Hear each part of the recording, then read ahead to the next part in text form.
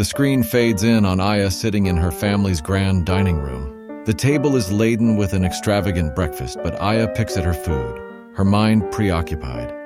Her father, Mr. Mensa, glances up from his newspaper MR. Mensa, Aya, Jamal will be joining us for dinner tonight. Be prepared.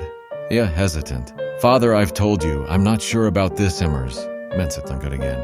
Nonsense, Jamal is an exceptional match. You'll grow to love him. Aya suppresses a sigh, her hand clutching the note from Kofi in her pocket. Later that day, Aya slips out of the house, her heart pounding as she makes her way to the art gallery. She's drawn to Kofi's painting, searching for answers in its stormy waves. Kofi, on from behind. You came back? Aya turns, startled, but tries to mask her surprise. Yeah. You left me a message. Kofi, leaning closer. Not everything is as simple as it seems. Aya, demanding. What do you mean by risk it all? Kofi hesitates, his face clouding with a mix of guilt and resolve. Kofi, softly. Some things are worth fighting for, even if they're dangerous. Before Aya can probe further, Kofi's phone buzzes. He glances at the screen, his expression darkening. He steps away, speaking in hushed tones. Kofi, on the phone.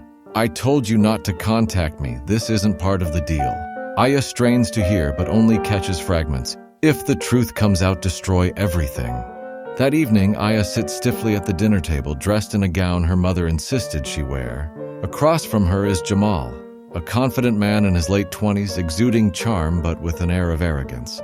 Jamal, Maya, your father tells me you're passionate about art. Aya, dryly. Among other things, Jamal smirks, ignoring her cold tone. Jamal, I've planned a life where you'll have all the freedom to pursue your interests. Once you're my wife, of course. Aya's fork clatters onto her plate. I am sharp. Don't speak as if my life is already decided, Mr. Mensa, sternly. Aya shows some respect. Jamal chuckles, but his eyes flash with irritation.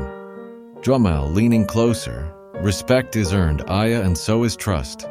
Aya glares at him, her mind flashing back to Kofi's note. She excuses herself abruptly and leaves the table. Later that night, Aya paces her room, frustration bubbling over. She pulls out her phone and searches for any information about Kofi. Her search yields little except for his connections to Jamal's family business. Just then, a knock sounds at her door. A housekeeper enters, holding a package. Housekeeper. Miss Aya, this came for you. Aya hesitates, then takes the package. Inside are photographs. Grainy, candid shots of Kofi and Jamal shaking hands outside a warehouse. Attached is a note. Nothing is as it seems. Aya's hands tremble as she flips through the pictures. Her mind races with questions. Why are they meeting? What are they hiding? Officio into the phone. I'll handle it, just don't do anything rash.